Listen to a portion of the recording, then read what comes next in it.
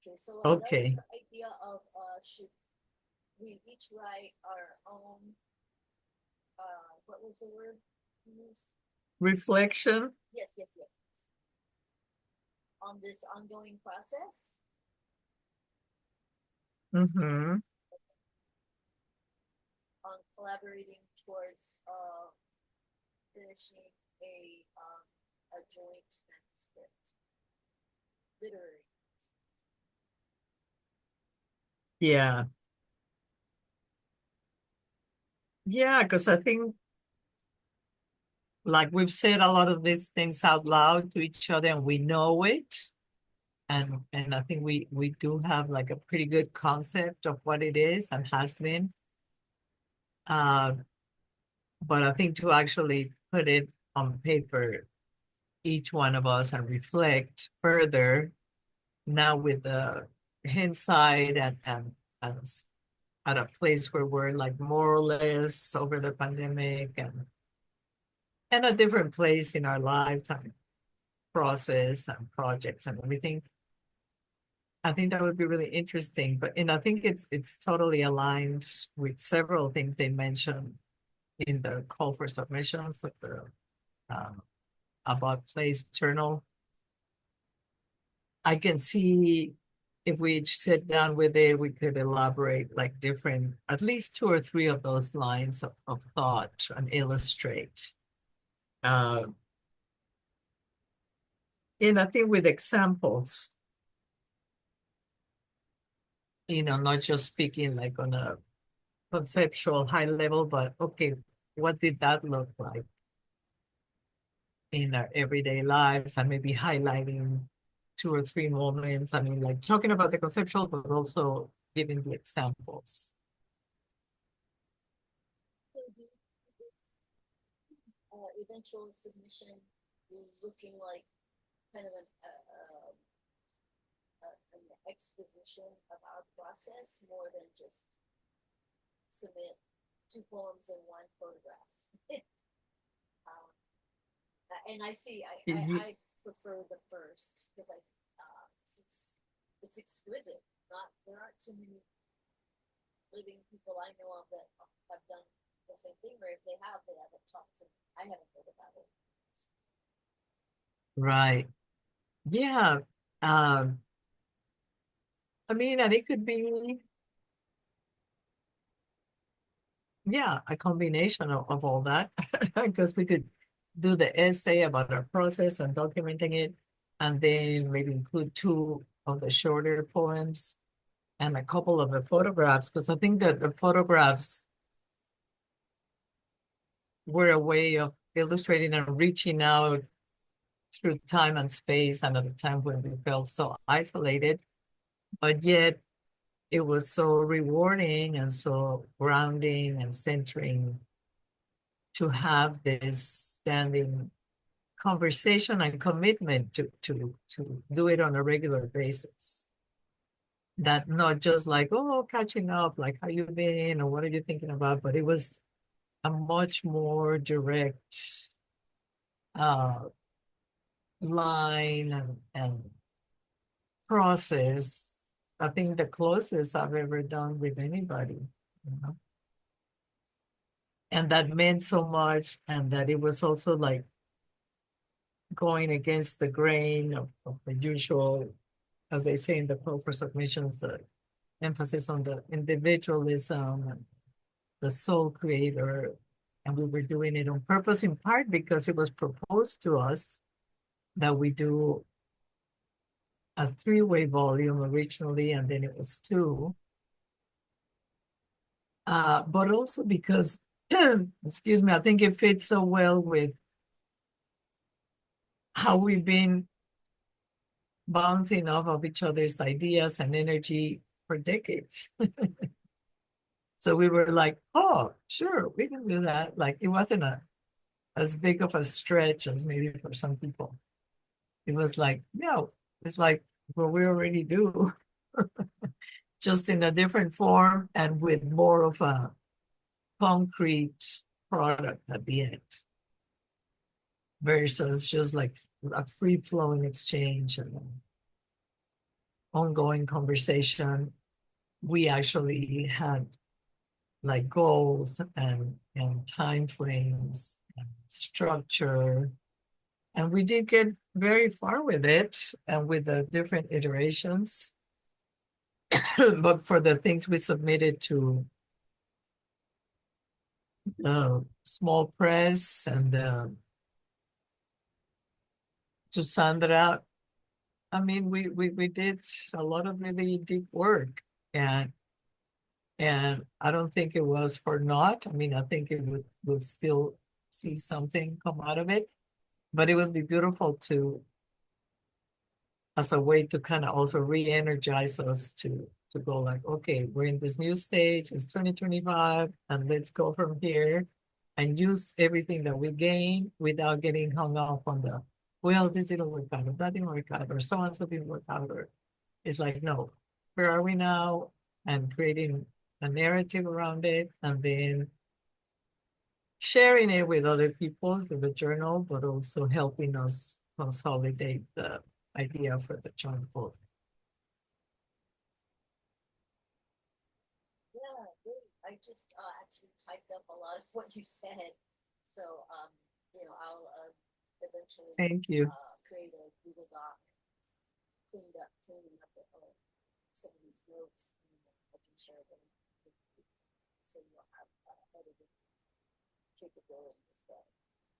Um, yeah, beautifully stated, and I agree completely with everything you said. I probably wouldn't want to. If anything, I put her initials SC rather than spelling out a name. That's my take. The first, The what? I'm sorry, I didn't hear that. not including Sandra's full name, just Oh, initials maybe, because I don't want her to. I don't want her mentioning her name to like overshadow this. yeah. The point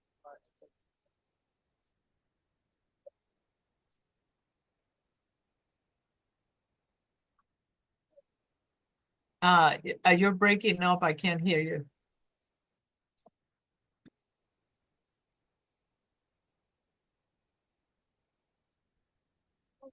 85%. Okay. Yeah, it should be. My internet connection should be good. I'll speak slower. Uh-huh. Um, so I want to back up a little bit to create maybe not a to-do list, but a framework of possibility, because as you were talking specifically about this about place journal submission, I started Uh-huh. thinking, oh wait, there was talk about mouthfeel press and talk about submitting something to the mouthfeel press, and then the press in Arizona, yeah, and then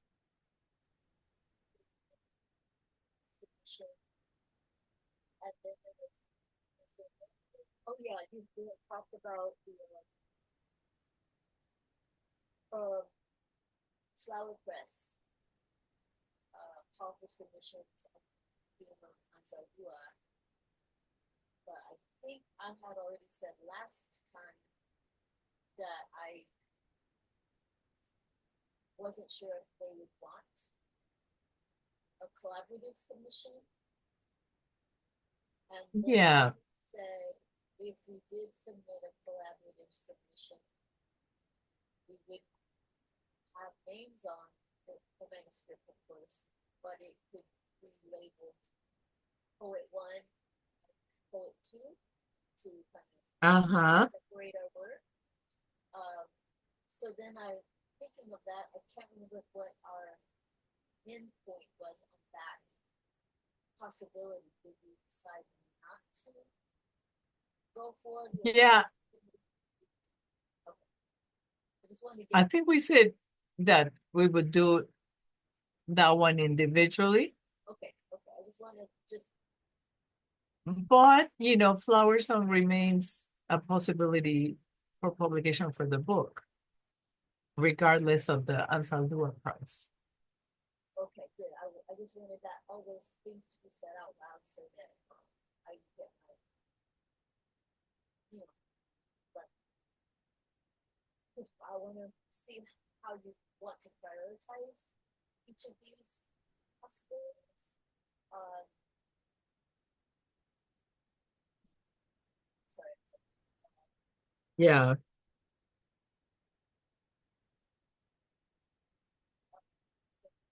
Yeah. I mean, I think uh,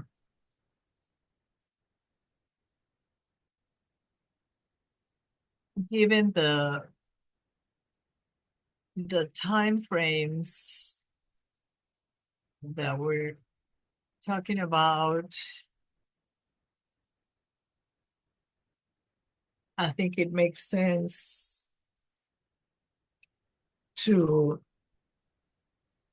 focus first on the About Journal submission because that's coming up in March. I think March 22nd, or when was it? Uh,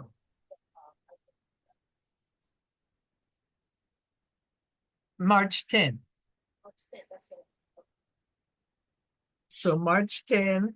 Um, so that's coming up, but we still have a good, respectable amount of time to do a good job, to do great work. And it's something that I envision to as being kind of like the preface to our book, maybe, or an afterword.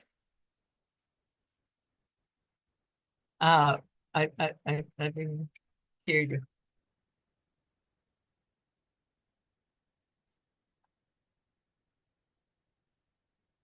Uh, I can't hear you.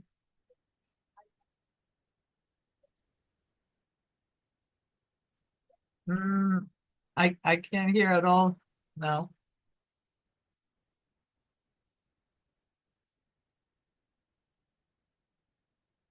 Yeah, actually, would you mind wearing the headphones? So I totally lost you there at the end.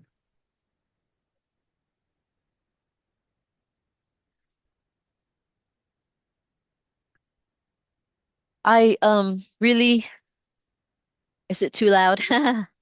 Yeah, now it's perfect. Yeah, thank you. Yeah, I really love that suggestion when and you made that suggestion the previous time we met, that this essay actually helps us do the work of um kind of placing all our ideas about the project, like an overview, and it could actually serve eventually as the preface to our combined manuscript. I love that. It's like we've been invited to get working on this again via that one submission. Love it. Yeah, yeah, I think it's great. And I mean, we have like pretty much 2 months to do it so that we could, gives us time to work on our own and then do maybe two or three drafts and feel good like, okay, we weren't short on time. We weren't too rushed or pressed or anything. And just let me ask you, uh, would this be a conflict of interest for you in any way because you're part of the Black Earth Institute? No, because I'm one, the editors don't know me personally or know my work. And because I'm an ex-fellow and there are like 40 or 50 of us now. So there are many of us ex-fellows and our work gets accepted pretty regularly to that journal because we know about it and we like the theme, so we tend to submit. I've actually been Okay. rejected.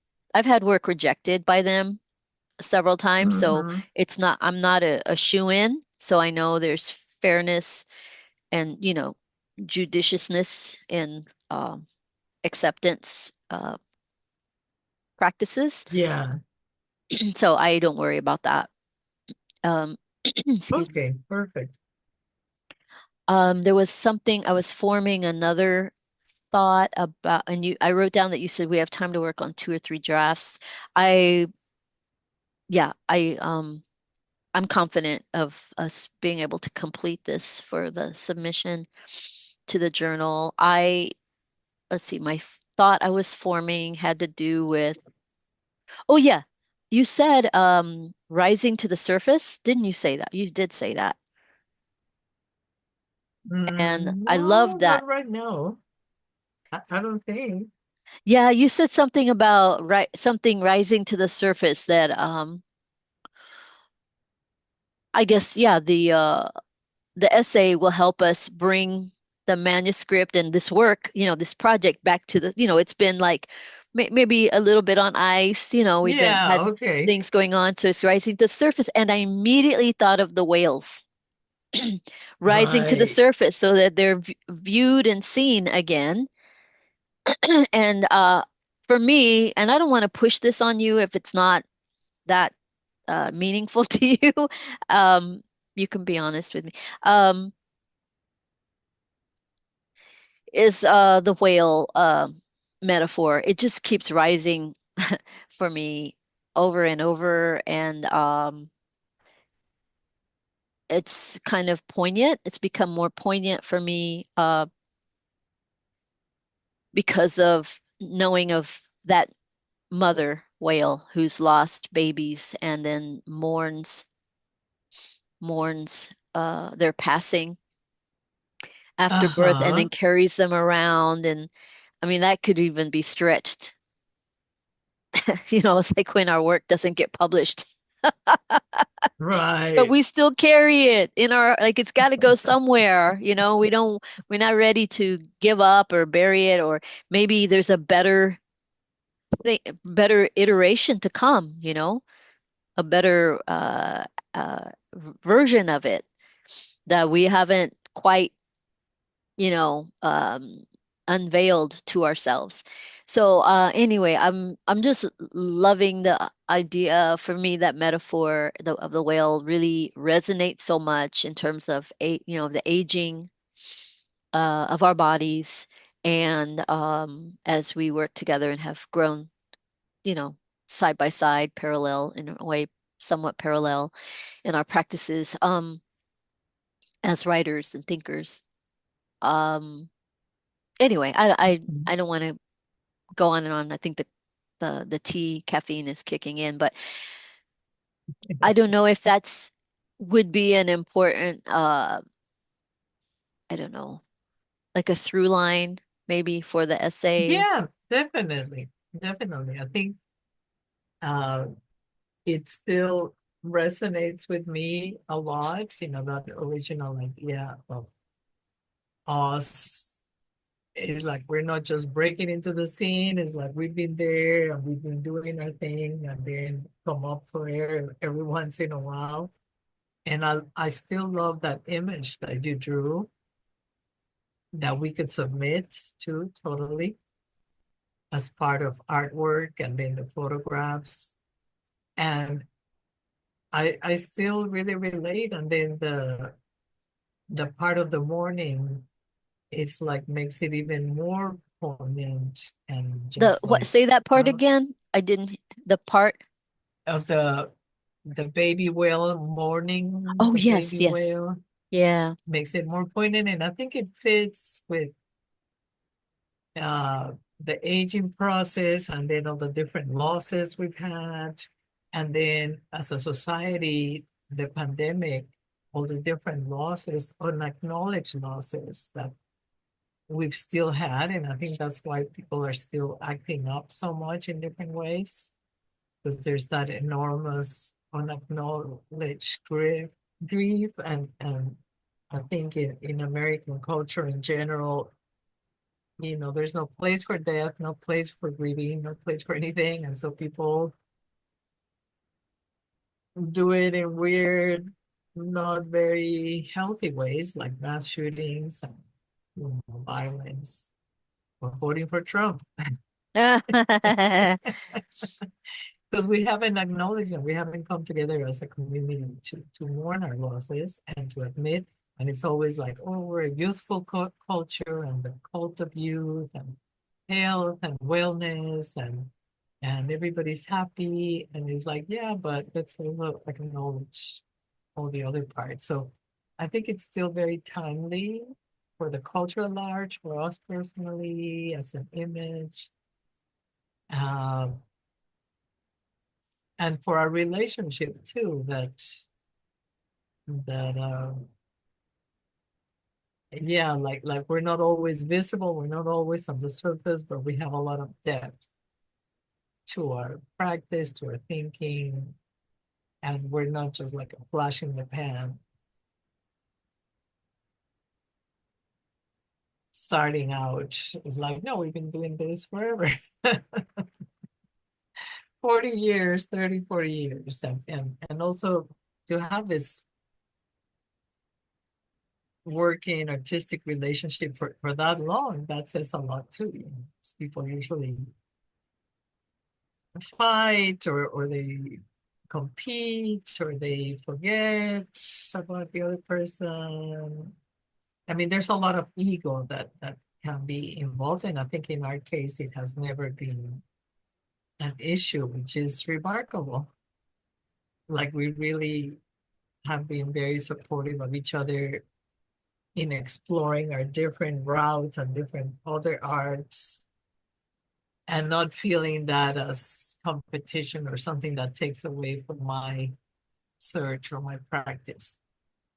And like no envy or no ill will or which is remarkable for such a long relationship. Yeah, that's yeah, camaraderie is a type of accompaniment. And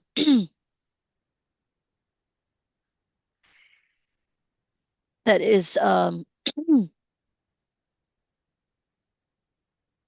uplifting and reassuring and affirming. Um, there's one other aspect of the whale that I want to acknowledge, and that's the traveling we've done. We've gone far distances, and we have I want to write this down too as I'm talking. We have traveled long distances, sometimes alone, to reflect, ruminate, recover, heal. And some of those locations, the places we've traveled, have become our, like additional known homes. Uh-huh. And sometimes these go unexplicated.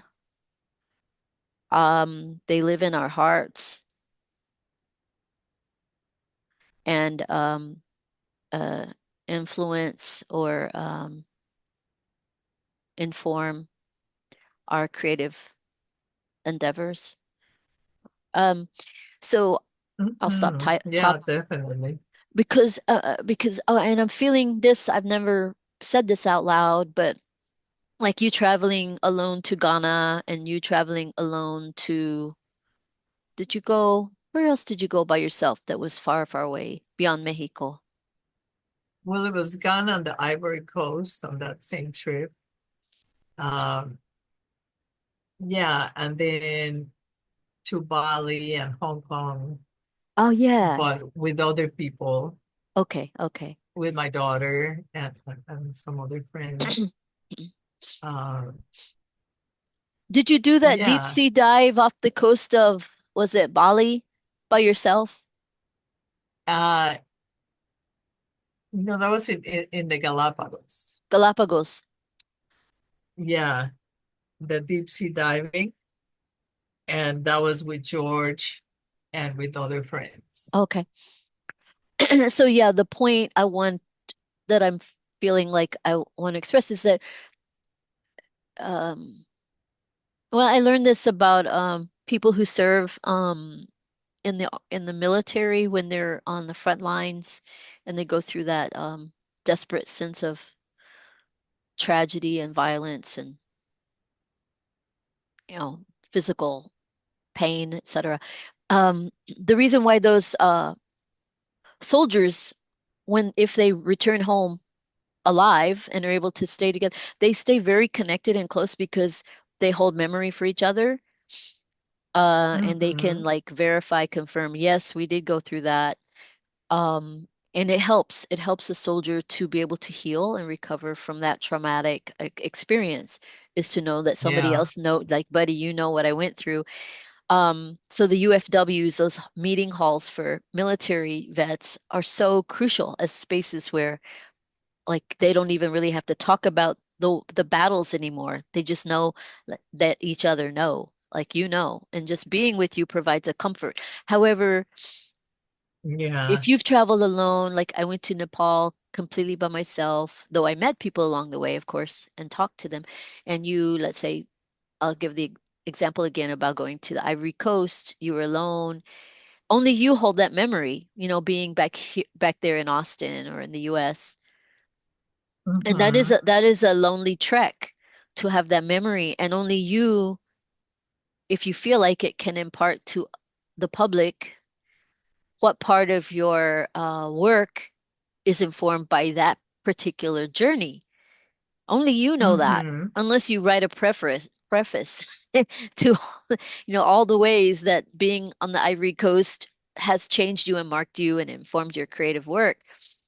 So it's like the whale, that we just might see a photograph of a whale breaking through the water and showing her fin or something, and then her head, and then going back down. Like we don't know what it's like on her. It's a lonely thing. It's a lonely trek. And though there is, the Mm-hmm. wisdom and oh my God, such a mighty force, what a powerful mammal, we impart all those kind of project all those wonderful honoring descriptives upon it.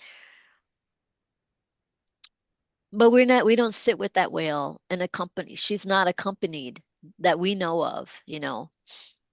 And there's a loneliness there, uh, Mm-hmm. that maybe is beyond grief. That some of us have to do that, and as females, it's really hard to let go of what some of us have been told. It's like you don't separate from the kitchen, you don't separate from the birthing bed, you don't separate from the family home, you don't separate from your husband. I heard yesterday that Pence, the former vice president, doesn't Uh-huh. doesn't ever even have a business lunch alone with a woman unless his wife is present. So to be tethered, as a female always is sometimes an accompaniment that is limiting. Uh-huh. So there's freedom and loneliness. Freedom and loneliness when we do Uh-huh. what you and I have done that I don't think could have been possible in the 19th century. Right. And because of when we were born, well, I was born in 62, 1962, we I fell mean, in at a 60. 60, Uh-huh. we fell in or arrived at the like a moment where it was possible for us to. I mean, I went through the thing of like my mom thought I was going to be married after high school. She kind of intimated that. I knew that Yeah. was not my plan. She she egged me on. She teased me for not wearing enough makeup. It's like Mm-hmm. she was trying to shape me in a way she thought would be efficacious for being a grown adult female Yeah. in Tejas, if not the entire country. And 'cause she didn't see me as traveling beyond Texas. I'm sure she didn't. She had to get used to that Right. idea. But yeah, like the loneliness and the freedom that are part and parcel because we're We were outliers. And Mm-hmm. to also put the layer of being women of color and Latinas at that, where we're Right. defying the I don't know how you were raised religiously, but for me it was Catholicism, Oh, like yeah, me too. wow, breaking away from so many uh tethers and ropes and nooses and chains Yeah. for us to do that and to even write erotica or the erotic poems and the activists, the angry poems, the in your face, Mm-hmm. don't call me pretty, we came in at just the time where we wouldn't be hung or drowned for being this kind of female writer. Right. So Yeah. we were the cutting edge. And now anymore, there's you can't walk into a badass chingona, chicana, Latina writer, you know, they're everywhere. They're everywhere. Like to where we're not even noticed so much, because it's like, you think you're far out and freaky and liberated, but look what I'm doing. And I'm like, Right. well, it wasn't, we were doing this in the late 70s, 80s, whenever, you started writing. So that to me, it's like the whale's journey, We don't, we didn't see Mm-hmm. her growing up and all the mighty challenges she's uh, had to overcome. But so, loneliness and liberation, sometimes go hand in hand to be the Moses that goes up the mountain and comes back with the Uh-huh. tablets, he had to do that. There's so many.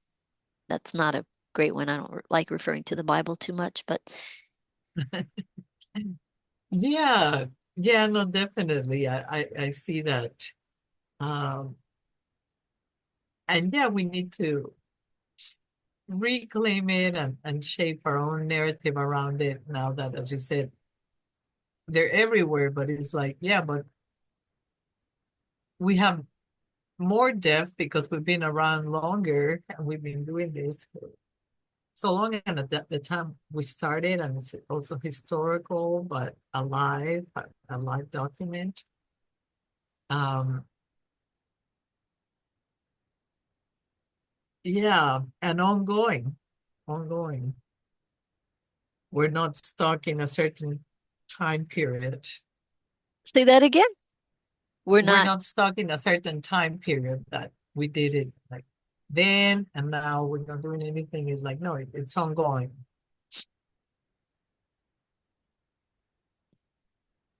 Well, I feel like we have a lot to work with for the essay and the submission. Yes, yeah, definitely. And then we can decide, once we come up with our drafts, uh, we can decide how we want to structure it. If we want, we could even do like a braided essay where we might not use the whole thing, but like on this topic, and kind of like this little conversation, and on this topic, this conversation, or just alternating as the narrative progresses and we have a feel for how it could merge without, with each having our voice, but just like this conversation, kind of replicating that. So there's different ways we can structure it at the end. But right now, we just don't have to worry about that, just write it.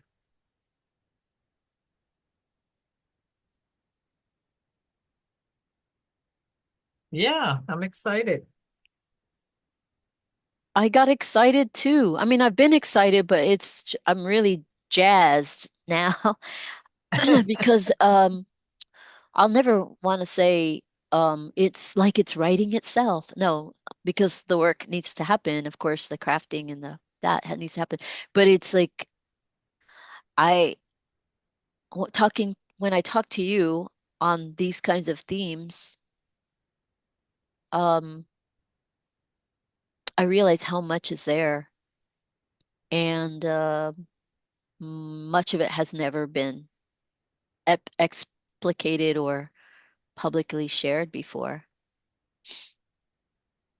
Right. Yeah. And I read a cool Thich Nhat Hanh uh, quote recently about how everything has been about individualism in the past century or so, and that the way he sees it is more about community and doing things in community and working together and talking and communicating and kind of as the antidote to this time and what ails us. Uh, and I think it's a combination because yeah, before it was like the community was a certain way with enforced rules like the family, religion, politics that told us what our place was. And so we needed to break away from that to develop our own identity and rules and feel free.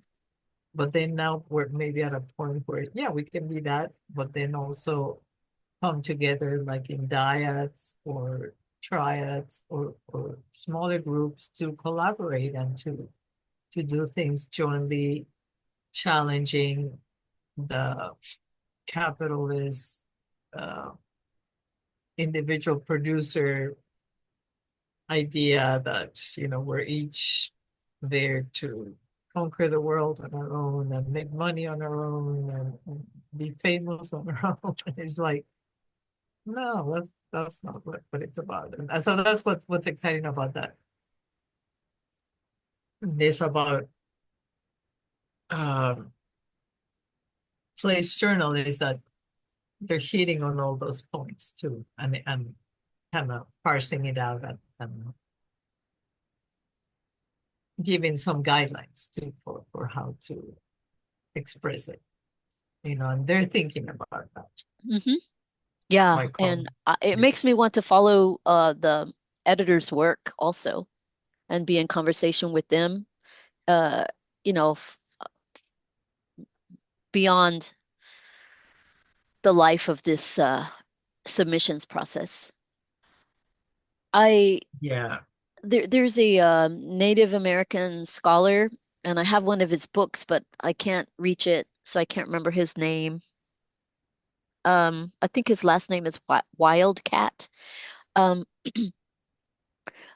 Mhm. he it just blew my mind when he suggested that academia make a place for the communal or group PhD.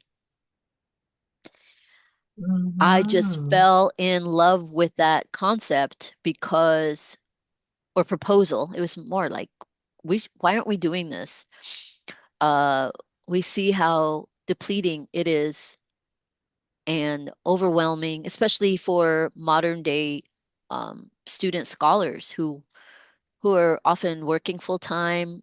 They have a family or are raising children. Some are single moms and they want very much to attain a PhD. And why can't there be groups that come together and apply together and go through that struggle and learning process together,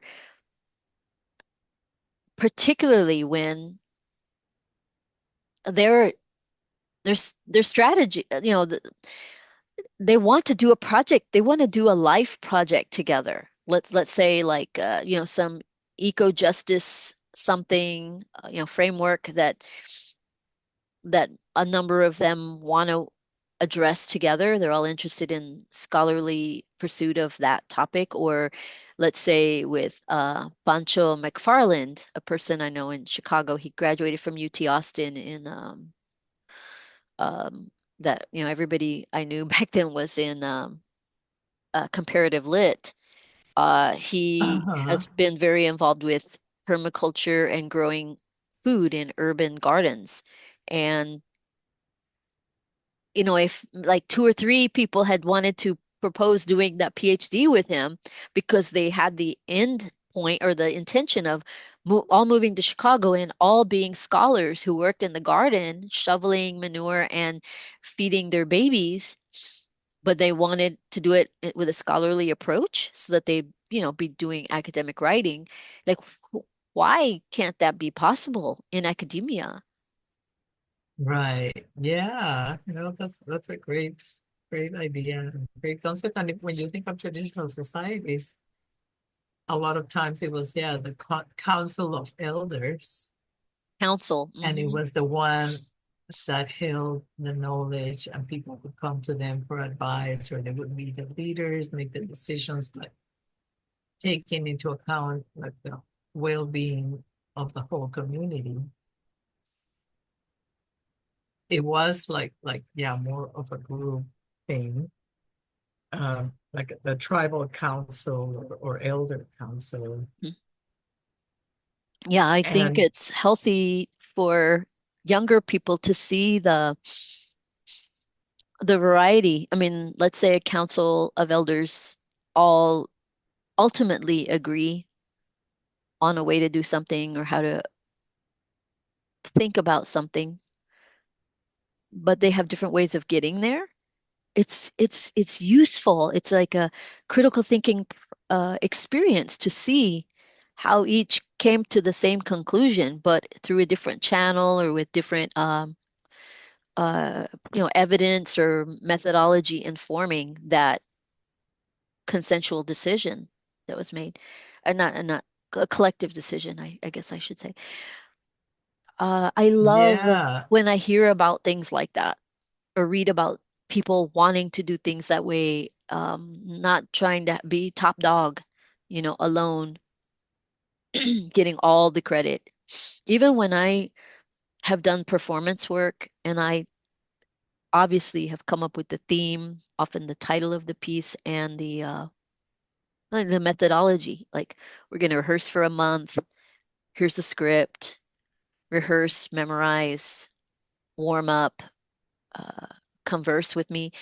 Um, mhm, Everybody who contributes does something with me that also informs and shapes the piece. So it's never how I originally envisioned it. It gets stronger by virtue of me letting, allowing, making a place for the collaborators to come in and teach me or influence, how I'm doing something, how I'm leading it.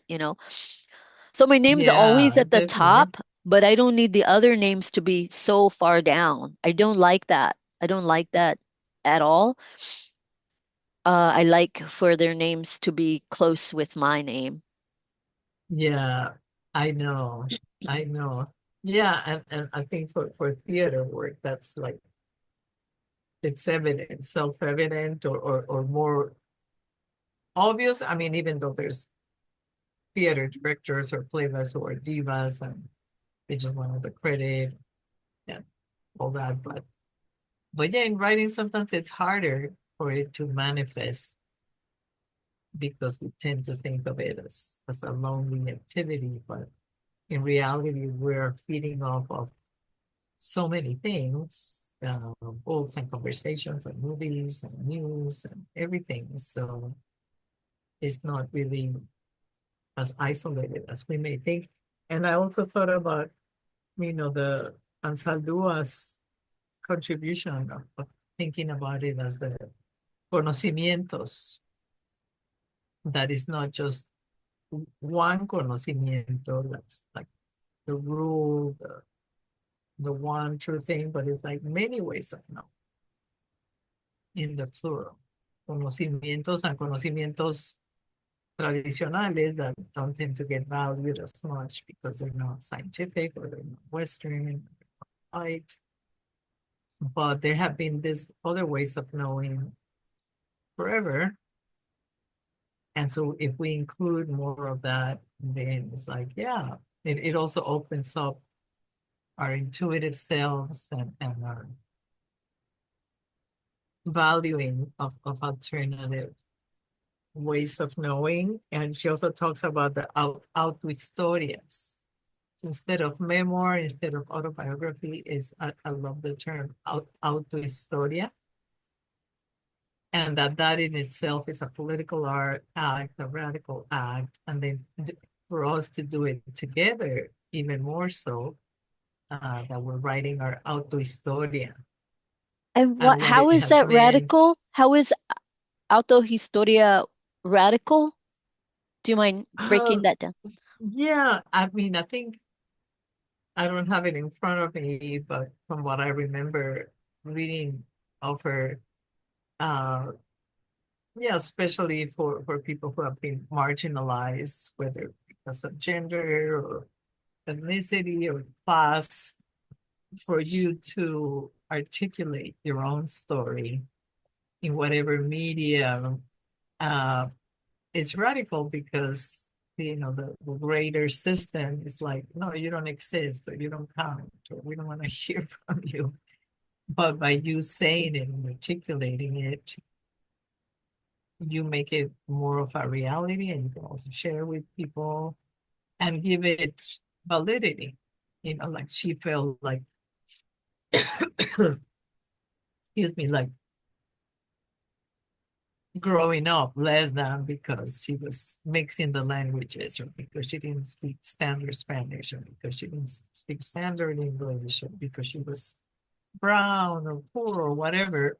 And so she was creating her auto historia to say, no, I'm here, I exist, I'm worthy, this is my life, and it's important. And yeah, I guess I mean, it could be equivalent also to testimonials. In Spanish, we also use the word testimonio. Um, and it's similar, like saying, this is my story, and this is what happened. This is how I see it. But without kind of like the literary pretensions of a memoir, maybe, or like, oh, I'm gonna make this in a really pretty language and it's gonna sound so good, and I'm gonna put all these metaphors and images. It's like, no, I'm just telling it to you straight and how it was. But that in itself is also beautiful and artistic and interesting, um, and unique, because we each express ourselves, right? On that note, I during the holiday break, I decided I'm going through papers and trying to organize my papers, but I found a box under my bed and I thought it was my like videotapes or something. No, it was my brother's belongings, papers. And I'm like, oh God, I forgot that I had yet another box of his papers. I didn't dig for long because it got really emotional. And there was a beautiful handwritten note on a little piece of ledger paper that my brother wrote in 2016. He signed at the bottom and he wrote 2016 on it. And Uh-huh. it was beautiful. And I'm an autorretrato, that's what I would call it. Um, Yeah. and I brought it out very carefully and I said, Lucas, look, your dad gave you a Christmas gift. Look at this. Oh, It was beautiful. And I know there's more like that in that box. So I had, for the wow. sake of trying to not cry all day, I put it all back.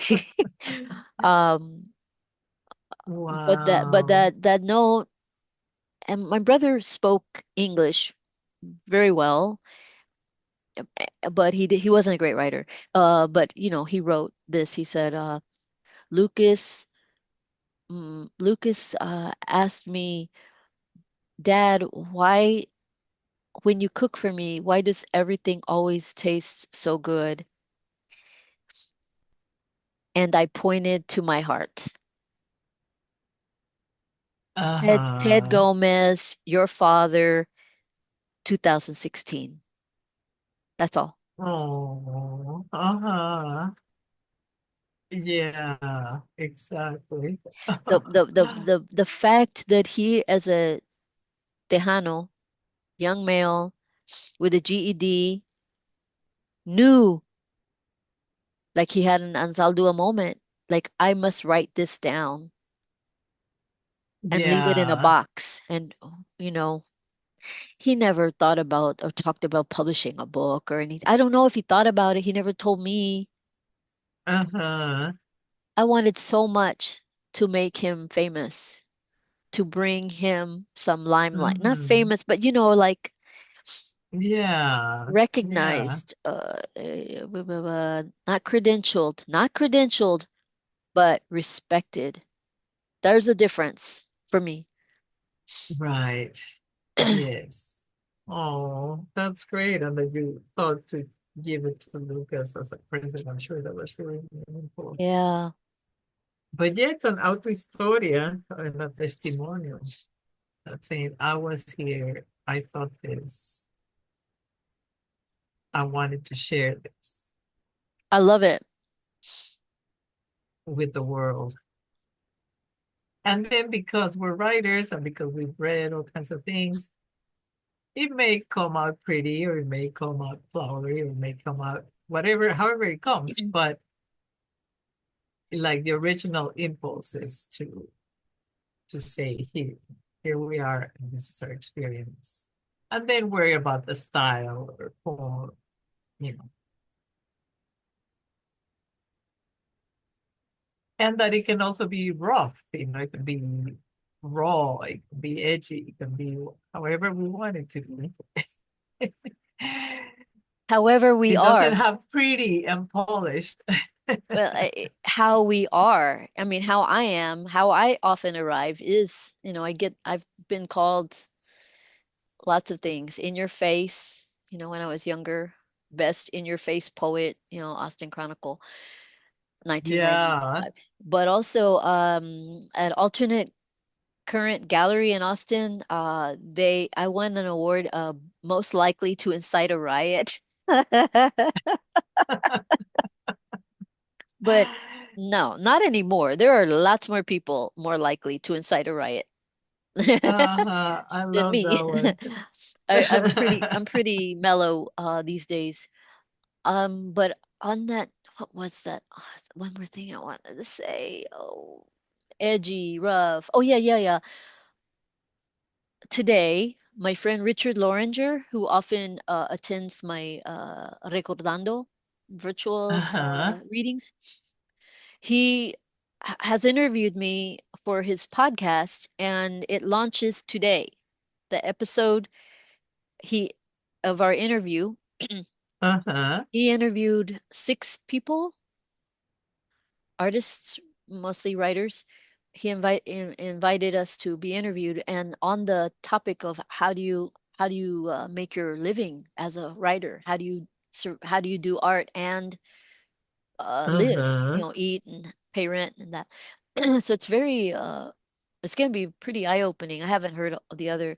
He's only published two interviews so far, and today he releases two more, mine and somebody else's. So he's been doing Cool. a Yeah, send me the podcast. link, Yeah, I please. will. I will. And then Wednesday, coming up this Wednesday, the 15th, will mark my start date or hire date for my library job, the anniversary of me starting to work at the medical library. Uh-huh. 25 years. 25 Oh, years. no way. I know, I can't believe it. I feel so unpunk. It's like I feel like strip away my rebel credentials. Like I've actually been going to the same job for 25 years. Yeah. But no, it's been well, Wow. Congratulations. And that's amazing because also means you've been back at Fort Worth for 25 years. exactly that, which is why I'm gonna invite some local friends to meet me at a bar. It's down to two different ones I'm thinking about, and even the library director, she says she wants to be there. My direct supervisor knows about it. But then my other Wow, that's incredible. non-library people, I just want them to toast me. My gosh, for Yeah, being you here. deserve it. Yeah, that's great. So that I place mean, has and been it's my bread also and butter job for that long. right. Yeah, definitely.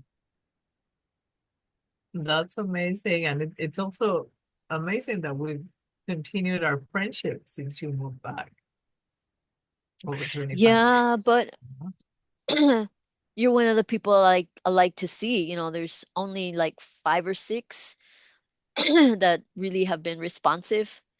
You know, when I say, "Hey, I'm going to be in town, you want to meet me?" And I understand I don't harbor ill will or I don't feel rejection from those people. It's just, you know, they've been busy, the timing wasn't right, and maybe not the same investment was there uh in our kinship as exists with you and a few others. But Right. it's easy to stay with you, Liliana. You're loyal and true and always creative and inventive and all curious, you know. If you were just wanting to talk about the same things from the 1990s, I wouldn't I wouldn't feel the same enthusiasm that I feel when I do get to meet with you because I know you'll go where you know you go to new places. You don't stay the Yeah, same well, places. same. I could say the exact same thing about you. I mean, so thank you. Well, I think we have our marching orders. Yeah, and And hopefully you won't have to listen to this whole thing on video to get the gist of our talk. I took plenty of notes. I saw you writing. Uh, yes, I did too. So I'll write them down too to share. So yeah, if you want to, when I send the link for the Google Doc I've created, if you want to just label it like Liliana section, yeah. let's do that. So you can just dump everything in your section. I don't want to worry about integrating things. That's to me, it's too soon to do that. Just I want to be able to read what you said. And I've been doing that. I've been putting L colon, you know, and then your Uh-huh. quotes, and then me Oh, T. wow. But I want to, you know, I just want to remember because it helps me remember who originated that statement. Because you know it Right. comes from you, came from your places of being and thinking.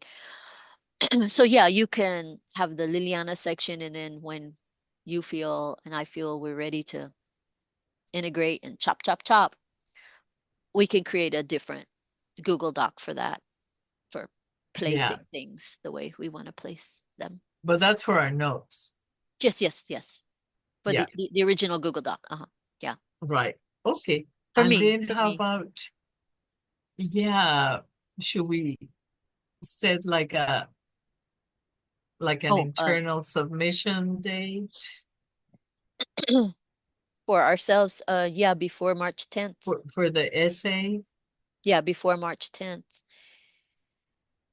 Um, maybe the end of February. Okay.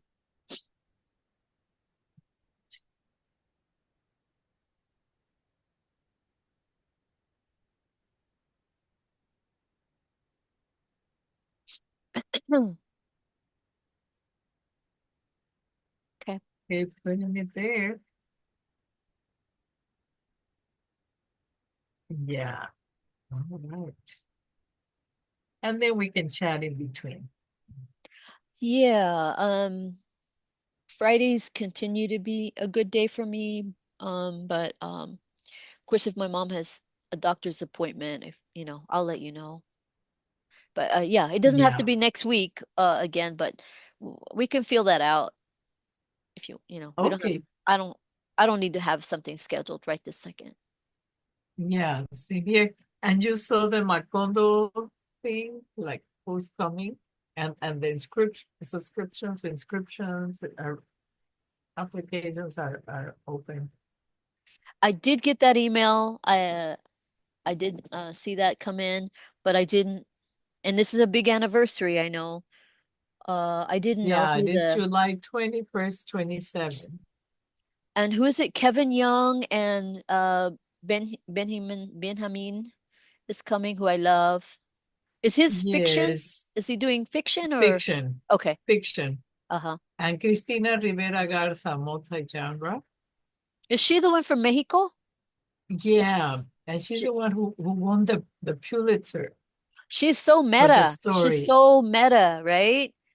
Yes, exactly. Do you want to And work her with her? story about her sister. I would love to. I mean, and I don't know if I'll get in, but I'm gonna try. You're gonna try for that And one? then then the other one is Sarah Schulman, nonfiction, and I don't know much about her, but I might have heard her name, but I don't know her. Kevin Young, I know is a poet, kind of in the overlapping a little bit. No, I don't know. I won't say much about his, but I know I've heard of him. Yeah. Yeah. yeah, no, he was there at Macondo last year. I Hmm. think as a, yeah, I'm not sure what his role was, but he's also the poetry editor at the New Yorker. Oh, wow. So he's been Yeah, accepting the poetry submissions from ¿cómo se llama? He's in the Valley. Do you follow him? ¿Cómo se llama? He's had two poems in the New York, published in the New Yorker, and he's from like Edinburgh or McAllen. He's hmm. incredible. Not Edward Gaure, no. No, oh gosh, I'm blanking on his name. I apologize. But yeah, I'm like, That's oh, okay. If you so think about it's, it. I guess that means Kevin Young is really being inclusive, looking at all the work from everywhere, not just from, Yeah, I mean, he said he does read all the submissions, so we need to submit. sounds good. Have you ever tried? I think Irene has No. had a poem in the New Yorker, something about fish, and it was lovely, lovely poem. Yeah. Yeah, no, it seems a little intimidating still, but maybe we should. If we have a friendly editor. Yeah, that would help. Yeah, it's just my life goals are a little bit different this year for, but I mean what we're doing is a big priority, of course. It goes without saying. Yeah. Yeah, no, same here. I think it's Okay. dramatic scripts that I really want to focus on at least for a good long while. Uh-huh. Yeah. Yeah, I mean, we've had lots of good work there last year too, right? Yeah, some successes, some completions. Completion's more important to me than successes. Just to finish something. Yeah, right. Okay. Well, I think I'm gonna try to have a better breakfast and move on. Yes, same here. And I need another bio break. Okay. Thank you for your All time. right. Been Thank beautiful you. as usual. Let's see.